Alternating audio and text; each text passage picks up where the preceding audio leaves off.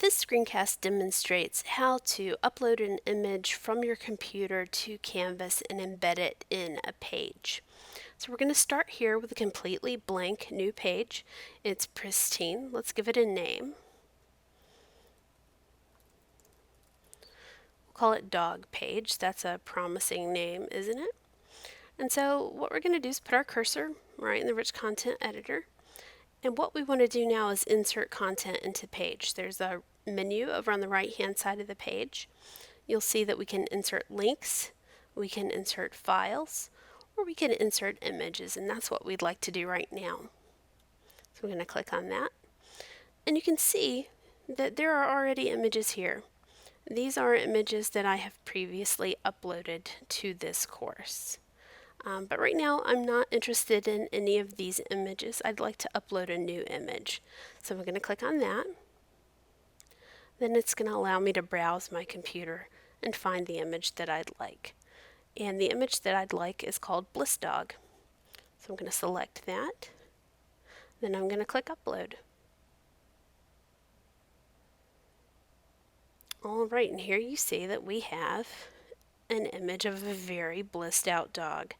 Now, it's always great to have very large images of happy dogs, but it's a little large for our purposes. So what you're going to want to do is select the image and use these guide boxes to resize it. Still a little large, and that's more manageable. Another way to do that is to select the image, click the Embed Image tool in the Rich Content Editor, and then change the dimensions this way. And the aspect ratio is always going to be locked, so you don't have to worry about doing math, right, in order to keep your images from being distorted.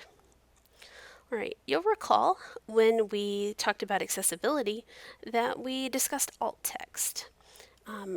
Or textual descriptions of graphical content so that people who rely on screen readers, right, will still be able to understand the graphical content even though they cannot see it. So what we're going to do right now is give a little bit more vivid description than blissdog.jpg. Alt text in Canvas is primarily just the file name until you update it. So let's give this a more representative description.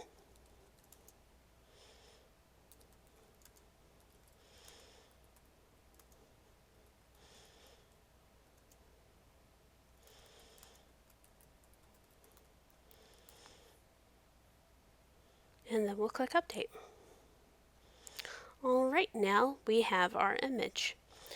Now this image is not mine. I don't own this image. I got it from a website called Unsplash, where you can take images and they don't require you to attribute them at all. However, I do recommend that you do offer credit for all of your borrowed images just to model good citation practices for your students. So what we're going to do here, image credit, and then we will put a colon. Then I'm going to pop over into another tab to get the URL for this.